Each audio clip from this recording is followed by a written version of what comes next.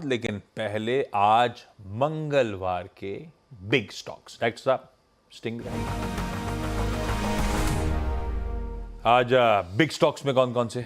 आज big stocks में 3 stocks हैं। ओके। सबसे पहले आईजीएल पर फोकस है। मेरे ख्याल से आज की स्टैंड आउट ब्रोकरेज रिपोर्ट है आईजीएल, और आईजीएल में यूबीएस ने डबल अपग्रेड दिया है। लेकिन कुछ हद तक शायद मार्केट को ये पता था। कल के वॉल्यूम्स और कल के जो प्राइस एक्शन है ना एंड के, वो वही बता रहे हैं कि कुछ हद तक शायद मार्केट को ये पता था। एनीवे, जो भी है, अब अपग्रेड तो आया बड़ा।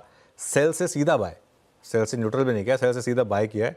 टारगेट 400 रुपये से बढ़ाकर 700 रुपये किया है। अब आप कहेंगे कि 400 रुपये का टारगेट था तो ऑब्वियसली वो गलत थे, ठीक है, मान रहे हैं, तो 400 से 700 पर लेकर आए हैं टारगेट को।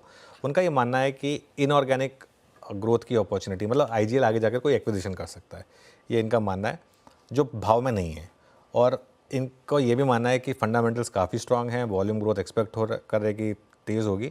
8.2% की वॉल्यूम ग्रोथ की कंपाउंडेड एनुअल ग्रोथ रेट यानी कैगर, ये एक्सपेक्टेशन है।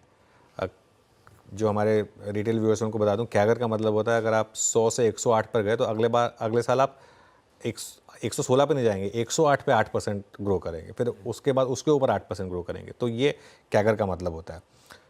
और इसको कंपेयर करिए आप FY24 से, FY24 में 4% की ग्रोथ थी, तो वॉल्यूम ग्रोथ डबल से ज़्यादा होने का एक्सपेक्टेशन है।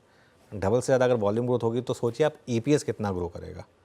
मेरे ख्याल से वो EPS ग्रोथ 25-30% हो सकती है जब आप वॉल्यूम डबल कर लेते हैं तो, क्योंकि भाई कॉस्ट तो आपकी वही है ना, जो आपकी इंक्रीमेंटल कॉस्ट वो पाइपलाइंस वगैरह सब लगी हुई हैं, तो इसके लिए। और जैसा मैंने कहा कि M&A के जो मौके हैं वो फैक्टर्ड नहीं है, ये मेरा व्यू नहीं है, ये UBS का व्यू है, लेकिन इसको मैंने आज लिया है बिग स्टॉक्स पर।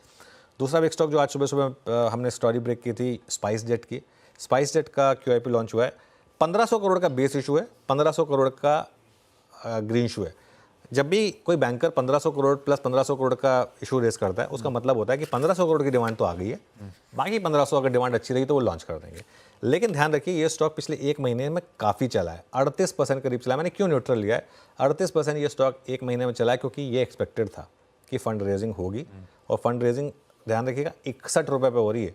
वो QIBs जो हैं, जो इन्वेस्ट करेंगे, उनको 61 रुपये पे माल मिल रहा है। आप मार्केट से क्यों लेंगे 77 रुपये पर?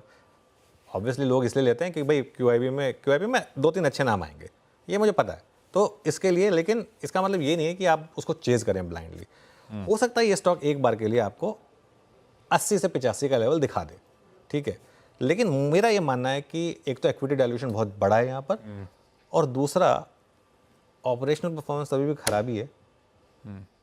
स्पाइस जेट अभी भी हमारी लास्ट चॉइस होती है अगर कोई और फ्लाइट नहीं हो तो। नंबर 2 थे, आज लास्ट अपडेट जो अगस्त का है 2.5% मार्केट शेयर है। वही कह रहा हूँ ना, क्योंकि मैं आपको बता रहा हूँ, मैं जब कश्मीर गया था मेरे पास ऑप्शन था डायरेक्ट फ्लाइट लेने का, मैंने वो ना लेके एक हॉपिंग फ्लाइट ली जो महंगी फ्लाइट थी, ज़्यादा टाइम लगा फिर भी, क्योंकि मुझे भरोसा नहीं है ना, 8 घंटे 10 घंटे लेट हो जाए, कुछ हो जाए, उड़े ही ना, तो ये रिस्क तो है इसके साथ। अब अगर ये फंड रेजिंग हो जाएगी, क्या उसके बाद हालात सुधरेंगे या नहीं, उसमें टाइम लगेगा। और मैंने एक चीज़ हमेशा लोगों को बोलता हूँ, मैंने एक एग्जांपल दिया था वोडा वर्सेस भारती एयरटेल का। वोडा ने फंड रेज किया, फंड रेज करने के बाद एक बार के लिए वो स्टॉक 11 से 18 गया, 11 रुपये पर फंड रेज हुआ था, वो FP हुआ था, एक बार 18 तक गया, वापस आ गया 13 रुपये। स्पाइस जेट के साथ भी मुझे लग रहा है वो स्टोरी रिपीट हो सकती है। एक बार के लिए चला जाए भाई, वही 11 से 18 जो इसका गेम था आइडिया का, वो ये 60 का 90 हो जाए एक बार स्पाइस जेट, लेकिन उसके बाद अगर परफॉर्मेंस नहीं आएगी तो वापस भी फिसलेगा। उसकी जगह मैं तो हमेशा बोलता हूँ फोकस करें इंडिगो पर, इंडिगो पर फोकस करें, और अगर इंडिगो में कोई डिप आती है तो वो मेरे ख्याल से एक बेटर अपॉर्चुनिटी होगी। यहाँ पे जेफरीज ने 5200 के टारगेट भी दिए हैं, तो इसके लिए ये एक मार्केट पर इंडिविजुअल स्टॉक्स में अप्रोच होगी।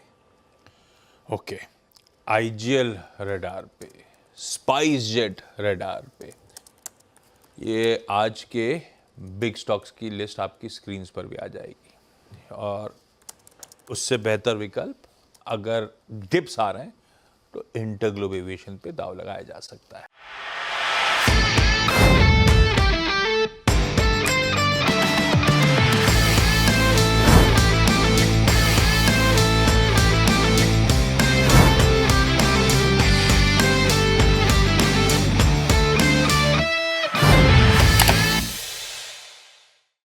बता दें कि मनी कंट्रोल पर दिए गए विचार एक्सपर्ट्स के अपने निजी विचार होते हैं। वेबसाइट या मैनेजमेंट इसके लिए उत्तरदायी नहीं है। यूजर्स को मनी कंट्रोल की सलाह है कि कोई भी निवेश निर्णय लेने से पहले सर्टिफाइड एक्सपर्ट की सलाह लें।